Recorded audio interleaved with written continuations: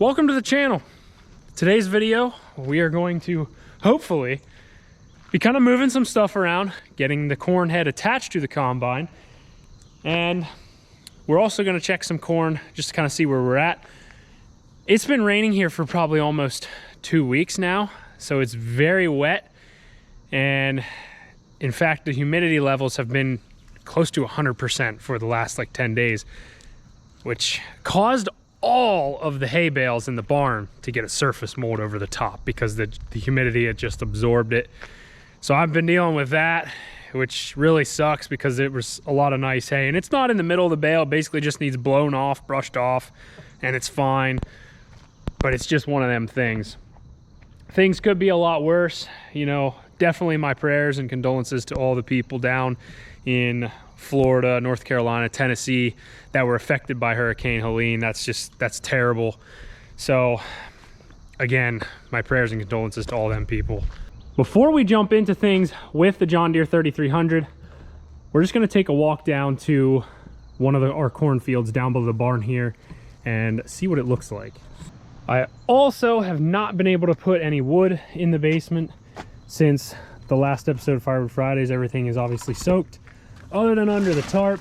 A lot of that is dry, but it's just been raining non-stop, so it's going to be a little bit till we move any more wood in. This is the field below the barn. We do have some wet spots down in here, mainly I think an area down in the corner, and there's a low spot kind of in a hump below the hill. It is starting to, the plants are starting to dry off and die down. We definitely have some pressure in here, but you can see the husks are starting to turn color. They're not really green anymore. The bottom leaves are starting to more or less turn brown and die. And that's kind of how it is, kind of going all the way down through for every plant. I would say the husks are turning brown, the stalks are starting to turn brown, mainly up to where the cobs and everything are. Everything up from there, it's just still very much so green, but I think it's gonna start to dry down and die off here pretty quick. For instance, this plant here, husk is brown. All the leaves below that, same thing, and it is slowly starting to take effect with the rest of the plant. And then you have some that the whole thing's that way, but there's an animal ripped off the ear of corn. So from the ear down, I would say we're pretty well starting to turn brown, but obviously we've had nothing but rain. So these should eventually here pretty quick start to fold down and drop, and then the rest of the plant should follow suit. But we are starting to turn color. Here's a really good example. Kind of that row right in there is pretty much half the plant. As you can see, we're not getting equipment in that field for a little while.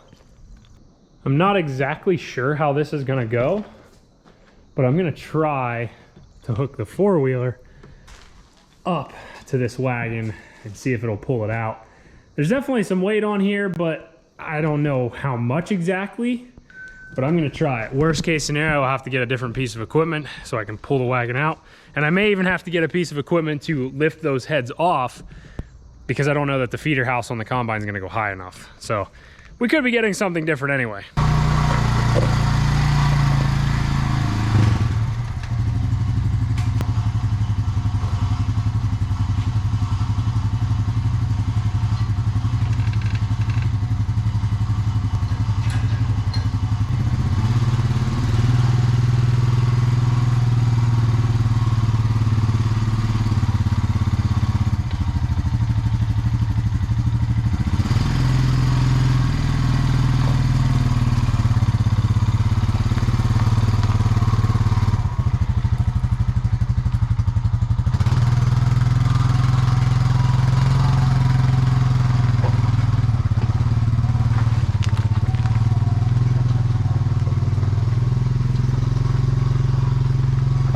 I don't know how much the four-wheeler liked doing that, but it managed. So this is a 244 two-row head.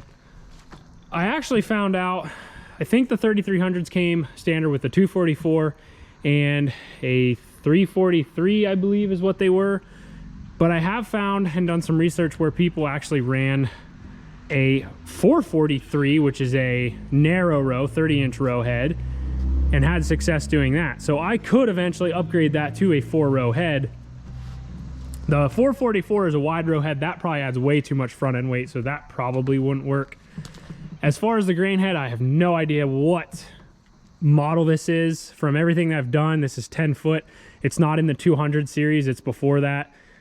As far as I could tell, everybody called this a quick attach head. I don't know how I would find out as far as parts go for getting anything. I don't know if it's the same as some of the 200 series. I have no idea. So if anybody has insight on that, be sure to let me know in the comments. This wagon we picked up quite a while ago, actually. I had plans to restore this one kind of like we did the other one, but this turned into our, I guess, header cart, you could say, header wagon, and it fits both in there pretty well.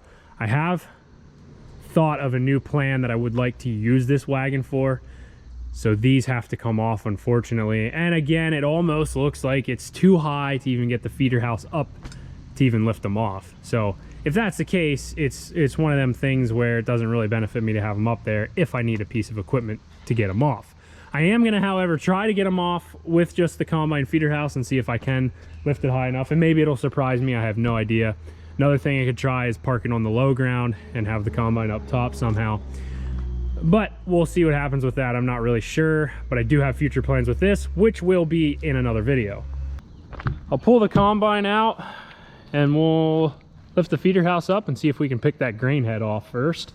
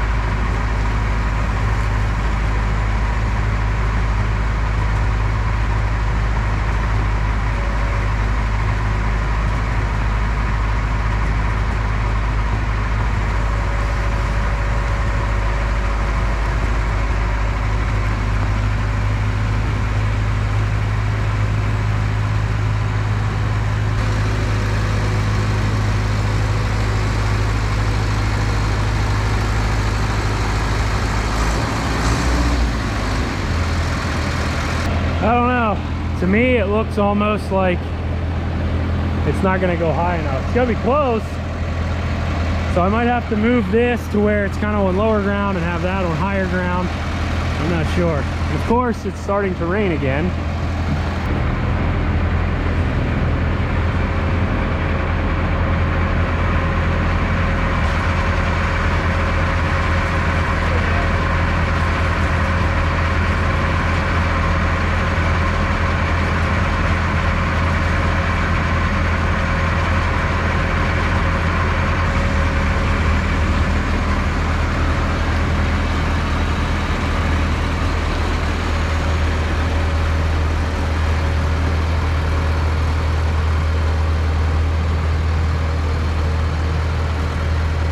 I tried pulling it up the hill. The feeder house actually was pretty close to being high enough to drive straight in, but I need to be able to lift it off the trailer and I can't. So I'm gonna go get the track loader, I think, and I'll just lift these off with the forks. That'll just be the easiest, because rather than me trying to fight with it, I could have had this done already. So we'll pick one off, probably set it down, and then pick the other one off, and same thing, set it down. It's gonna be the easiest thing here.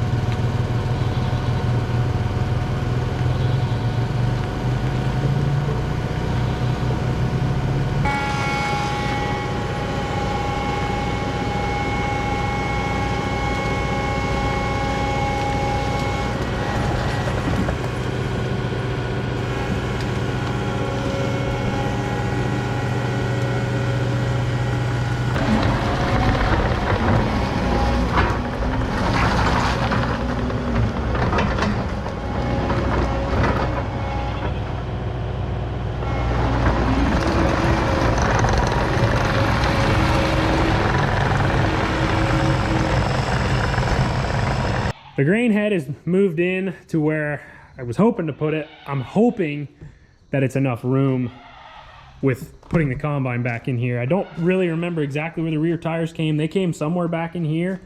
So I'm just hoping the rear tail of the combine doesn't catch this. I think it's high enough, but I'm not positive on that. So if all else fails, that may not be able to go there. But now I should be able to take the combine over here, hook this up, and lift this with the combine.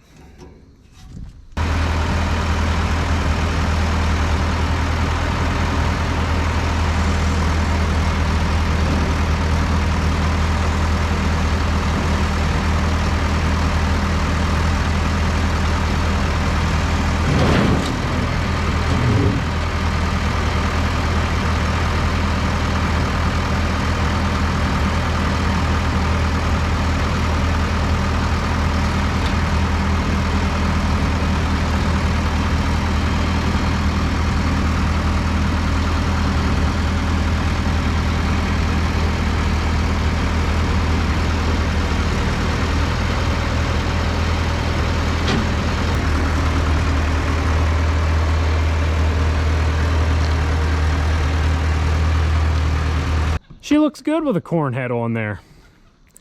I have found out what the baler twine purpose is because the snout is not attached at all on this side. So I think that's kind of the purpose of that. I might try and fix that somehow, put a bolt through it. I haven't gone over any of this yet, so I know I need to dive into this and take care of it. The biggest problem that I know for a fact, I can't even run this yet, is I do not have the quick attach coupler that is needed for this to even run it. So that could be an issue. I was under the impression that one of the quick attach couplers would work here, but I really don't think it's gonna actually. The more I look at things, I think I need one of them clamp types to kind of go right here and have the sprocket in line with the rest of them. So I need to get on that. Biggest thing at this point is kind of bolt the bottom fast. I need to look into obviously getting that sprocket somehow or clamp to attach to the lower shaft so we can even drive this corn head. And I think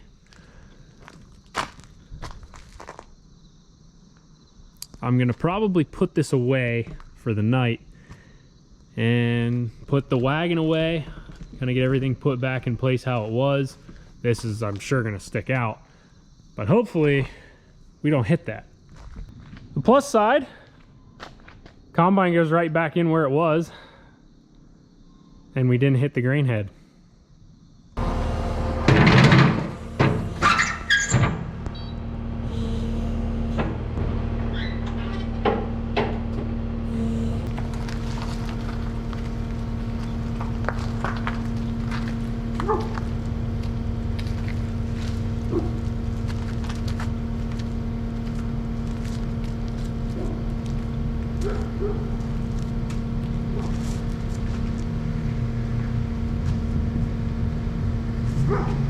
Glad that's done. Corn head is mounted. Again, I just need to put some bolts in there, but otherwise we should be good. I need to go over the entire corn head and go over the entire combine, grease everything. I know I got to check the gearboxes, make sure, I'm sure the oil is bad in there, so got to check that. Tons of stuff to go over, but we'll save that for another video. Once it gets closer to harvest, all the corn is still a little bit green, so it'll be a little bit yet, but we're gonna have to get rolling, and I will in the meantime have to look for one of those. I don't even know if the coupler's gonna work. I don't think it's gonna, just because of the way the shaft is. It's not hexagon the whole way, so I think I'm gonna have to get one of them clamp jobbies. As always, I hope you guys enjoyed the video. Make sure to give a like, subscribe to the channel. I hope you have a fantastic day, and I'll see you next time.